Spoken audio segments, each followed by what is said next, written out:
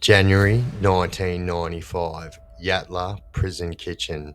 So Anthony Trevor Tilley, a convicted PDF file and ex-police officer, is preparing meals in the kitchen when Michael Fyfe, who is in prison on a attempted murder charge and has a score to settle with Tilly, sneaks up behind Tilly and that is the end of Tilly. All I have in this world is my balls and my word, and I don't break them for no one. Do you understand? Rightio, legends, Chaos Chronicles. So today we are doing a video on Michael Fyfe. So who is Michael Fyfe? So he was Australia's longest serving solitary confinement prisoner. So he done 28 years in solitary confinement and has only very, very recently been released. And so he was sent to solitary confinement because he did take the life of a ex-police officer in the prison kitchen at Yatala Prison in 1995. Now, that was settling an old score. So this is a police officer who had, arrested and given Michael Fyfe some grief in the past. And so he had actually convinced the prison staff to let him get a job in the kitchen, and they believed him that he was going to behave and whatnot. And no sooner that he got there, that he literally snuck up behind Trevor Tilley and yeah, he stabbed him and took his life. But what we're going to do, so I've actually got a phone call between Michael Fyfe and this other guy. So we're going to take a listen to that. And yeah, let me know what you guys think in the comments. Like, this guy was the person's life who we did take was a convicted serial PDF file. So, I think that not only should he have been released from solitary confinement, he should be released from prison. Like, 28 years is absolutely crazy, and he's done it in the most harshest conditions in 24-hour lockdown. So yeah, we'll have a listen to this and then we'll get back into it. Hello. Hello.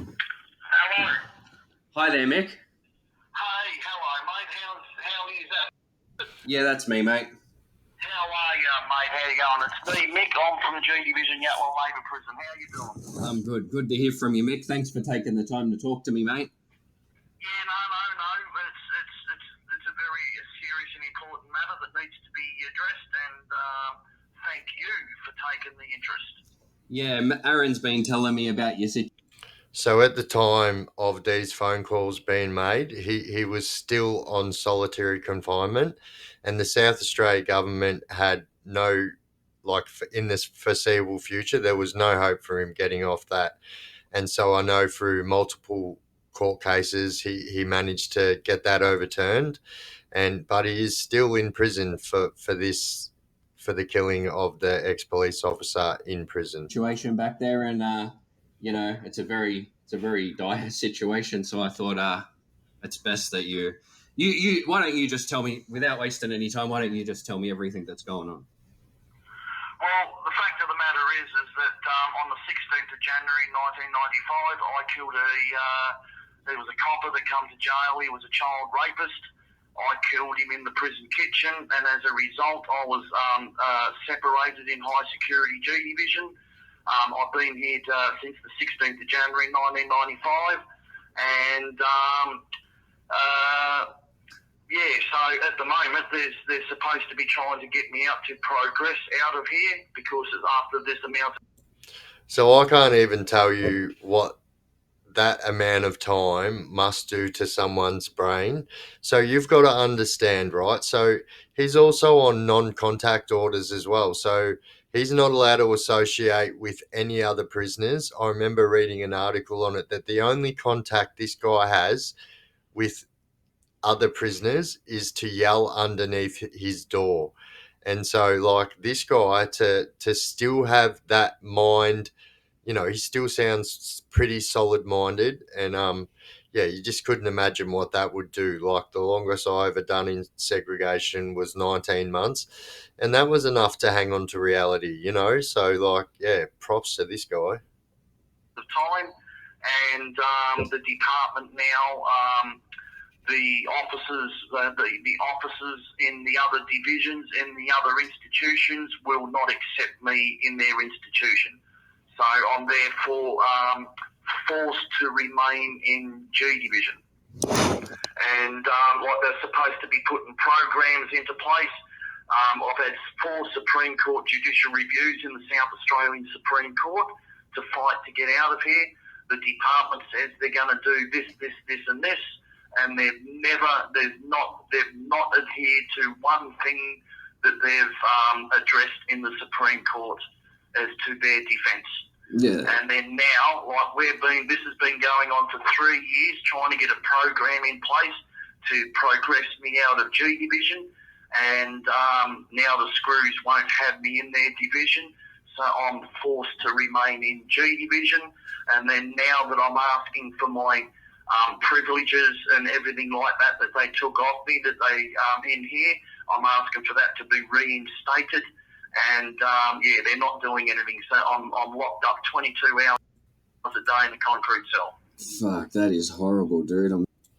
So not only that, so you've got the very, very bare necessities when you're in segregation. So he might not even have a TV, but I would imagine after being there for that long that he does have a TV. But 22 hours a day. So he's got a 2-hour run out, that means, but he's not allowed to have any contact with any other prisoners. So he's all on his Pat Malone. Very sorry to hear that, and it's been going on so long. I knew because it's my third offence in prison. All my sentences, I'm serving a total of I'm on life sentence. I don't qualify for parole because I've been deemed as a dangerous offender, and because my crimes are being committed within the prison, they deem me as a risk. Well, the thing is the fact of the matter is that I get along with everyone. I'm a good person, but I have an aggravation against child sexual rapists. As we all do. And when anyone that commits a crime against a child. So when he says he's got 3 jail offences, so he's actually tried to take out 3 PDF files in prison, and the first one was very close to being successful, but that's what he's saying. So he's saying that he's not eligible for parole because this is the 3rd time he's done this kind of thing in prison. But I think that especially, we know now that this guy is out of solitary confinement, but to keep him, so usually for that kind of thing, you'd get somewhere between 8 and 10 years in solitary confinement. But because obviously he said it's his 3rd, he's going to get much longer than that. And obviously, the more jail offences you have, the longer you're going to spend in segregation for that. I will actually do something in order, because sometimes there are those in life, we have to protect those that can't protect themselves. And the courts don't protect them, and people don't protect them. So I happen to be the odd one in society that does something about it. You know what I mean? Yeah, you're a hero. And I agree with it. And the guy I was about to say is a hero, and I believe so too, because as we all know, our judicial system is built around helping these people, and you see it in the courts all the time.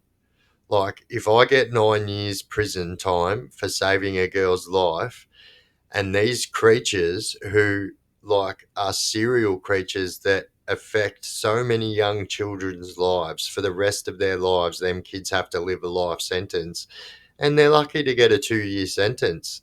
So a bit of vigilante justice never goes astray. And this guy was a serial PDF file and a police officer too. So what an abuse of power.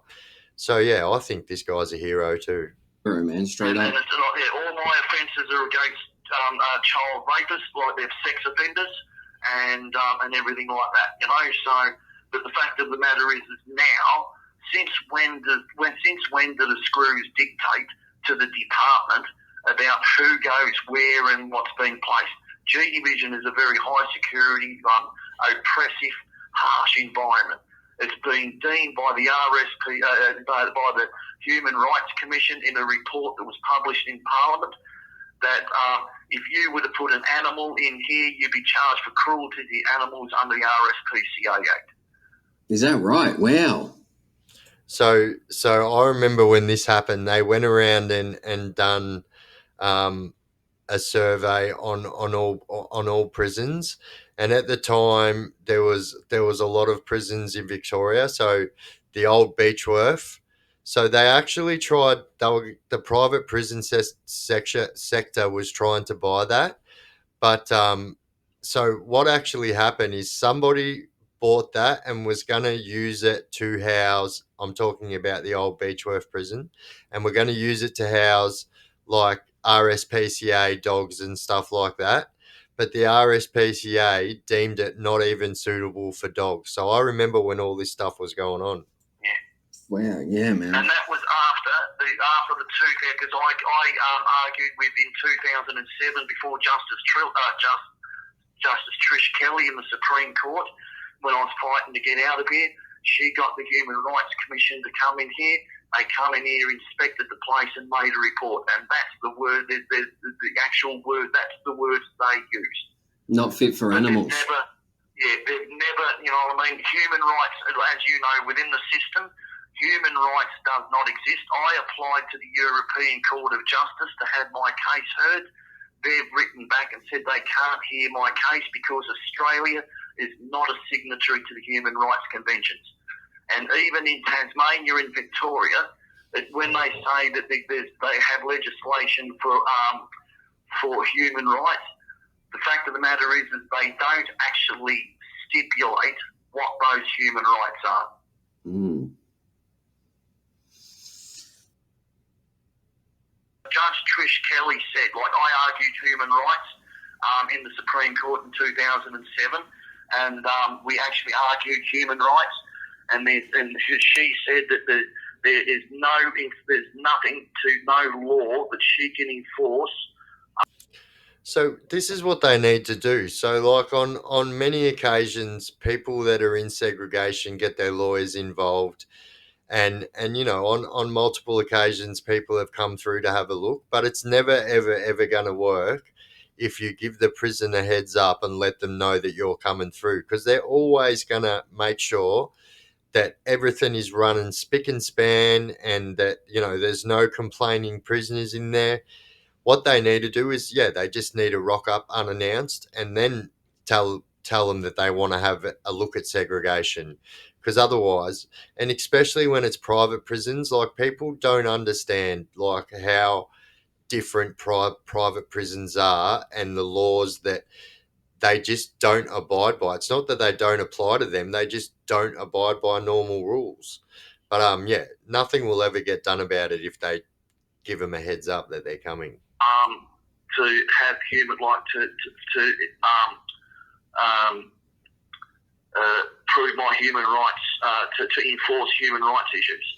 And Aaron was telling me that they said that they're gonna, you know, they've been promising to get you out of there, and they're just basically fucking you around. What we're at now, it's been 3 years now, and every time, like I've been lied to, they keep coming over here, sweet talking me, and they're going, well, we'll do this, we'll do that. I've done everything they've asked to do, and nothing gets done. I've been lied to, and then I'm not being listened to. My issues are not being heard.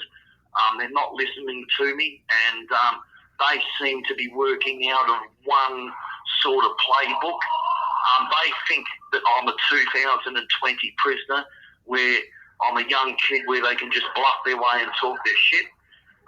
You know what I mean? I've been doing this all my life, you know what I mean? I'm a 60-year-old man now, and I've been doing this for over 40 years, or longer, you know what I mean, since I was 13. Wow, yeah. So, you know, they can't come and bluff me, but they do. But they're not listening to, you know what I mean? I'm trying to cooperate. Because at the end of the day, it doesn't matter where you sit on what he done as being wrong or right. But at the end of the day, he's still a human being and he has human rights. And like, it's just so inhumane. Taken from someone who's spent multiple. So in my 9-year sentence, I spent so long in segregation on that time, and the longest time was 19 months, and it's just amazing that this guy is still so with it with his mind. And it's just people forget that at the end of the day he's still a human, and these human rights have to be obeyed. Otherwise, consequences should be had. It's 2000. Well, obviously these were taken in 2020. They were only put out to public, these phone calls, 2 years ago. But human rights. Come on, guys. It's 2025. Participate in the process, that everything that I suggest is being ignored. It must be devastating, man, to be told, like, to be yo-yoed around like that, told you're going to go, we're getting you out of here, blah, blah, blah, and then it's just a fucking charade. Yeah. So what I plan to do is if it's all right with you, is tomorrow and Sunday you go through whatever it is that you do, whatever, and I'll ring you again tomorrow round about this time, and I'll ring you Sunday. Whatever questions and whatever you need to ask, you can ask me. You know what I mean? Right. I'll put it together. My life's an open book. I don't lie about shit. You know what I mean? Yep. Yeah, that'd be awesome. Thanks heaps for that, Mick. And So chuck it down in the comment sections if you guys want me to do more episodes on this. So there's like literally a list of about 20, 30 maybe phone calls, and some of the stuff that he talks about is quite crazy. So I don't know if a lot of it will get through on YouTube, but if you guys want to hear more of this kind of stuff, we can definitely put more of this stuff out on Patreon where, it definitely will get through. But chuck it down in the comment section if you want to hear more of Mick Fyfe's phone calls. Yeah, if you want, while you're here, just why don't you... I know it's pretty obvious for me and you, but why don't you run people down exactly what G Division is and what, what it entails exactly? G Division is a division out in front of the institution. It's been, like they say, it's a separation division because it's to keep it's to keep certain types of prisoners from having access to the mainstream prison population, so that way we can't send messages or cause an uproar or a riot and all that sort of thing. That's why we're separated. But now that So we have one of these units in Victoria. It's called Illyria, and it's at Barwon. And so it's for the exact same reason. It's for the people that are deemed too violent and too dangerous to be out there with the general population. So they put them in units like that. Separation division, everyone's kept separate and apart from everyone in here. But it doesn't necessarily, we can have association. I've had association way back in the 90s, and they stopped it. And it's, you know what I mean, you're in overalls, you've been fed finger food, like half the food that we're supposed to get we don't get because the screws eat it. You're on, some people don't get phone calls or showers and that, you're on a restricted range. That's something that happens here as well, and for years people have been complaining about that in segregation, that they're not getting their food, and it's widely believed that the screws are eating this food because it's definitely making its way down there. Gene, I'm in my cell 22 hours a day now. There's all sorts of it's an oppressive and harsh environment. You don't have TVs, you don't have clothes, you don't have things that's accessible to the other. It's a punishment division, yet they say it's not a punishment division, yet they won't provide privileges. So if you're not afforded a privilege that's available everywhere else and you get put in here, what the hell do you call it? Yeah, you know what I mean? Yep, that's right. You're treated very harshly here, the screws and that. Yeah, anyway, that's nearly time up, mate. Yeah, I know. Alrighty, mate. Yeah, well, when you call back up. Well, yeah, there you go. Michael Fyfe. And that amount of time just absolutely blows my mind. So there you go. Michael Fyfe, 28 years in solitary confinement. And what I didn't mention before, the attempted murder that he was in already serving at the time of the other murder inside the prison was for another PDF file as well. And so in one of these phone calls, he goes into detail saying how it took him 8 years to get his hands on this guy. But he did get his hands on him. And yeah, so if you guys would like to hear more on Michael Fyfe, like his story is just wild, and some of the stories that he's got whilst he's in prison are just absolutely wild. And yeah, they're the kind of thing that you just can't hear anywhere else. And yeah, like if you ask me, like I think that there is a clear case of a broken judicial system here when these people that hurt our children in these ways get very, very minimal sentences. And then people who hurt these people get super maximum sentences that you've never even heard of. So 28 years in solitary confinement is the longest time anybody in the country has spent in solitary confinement. And so, you can't tell me that there's something, yeah, like there's been, so in Victoria itself, right? So there was a judge that had sentenced PDF files himself, got convicted of being a PDF file and a pretty bad one, and didn't even see a day's jail out of it. So you can't tell me that there's not something going on there when these people get nothing, and then people that, all right, vigilante attacks or whatever you want to call it are seen as, breaking the law and this and that. And it absolutely is. But like otherwise, how does justice get done? These people don't see major prison time. And it's only now that they're starting to put these people on registers. Like before they started to do a revamp on it, people had to offend twice to be put on this register. It just doesn't make sense. So if you ask me, people like Mick Fyfe, he should be freed today. 28 years is plenty long enough time, even if that was 28 years not in solitary confinement, but he done 28 years in solitary confinement. So, I think that people like Mick Fyfe, and especially after doing that 28 years in solitary confinement, 22 hours lockdown, nothing in your cell. Like you said, he eats finger food because the screws are eating his food. Like it's just absolutely putrid. And yeah, I just think that it doesn't make sense. That's all I'm saying. It doesn't make sense how these people hurt our children like that and give children what is most definitely a life sentence. I'm someone who's affected by this myself, so it's definitely a life sentence. And so they get very minimal prison sentences. It doesn't make sense. And then, yeah, people like old Mick, who takes justice into his old hand, gets, yeah, maximum sentences. It just doesn't make sense. And it's just silly. And I think that, you know, we should all band together as a whole and if we start making a stand on this and saying that there needs to be an overhaul done on this whole system, like victims can't even speak out against their perpetrators, otherwise it's a crime. So what country are we living in? It's 2025 when a victim wants to go on record and tell people about an attacker because they're an attacker, and they can't even do it, or they will be charged with a criminal offense. I just think that all that bullshit needs to be overhauled. It's a very, very old system that's quite obviously out there to more than likely help these people. But yeah, if you guys want to hear more on Michael Fyfe and more of his prison phone calls, yeah, they're way out there.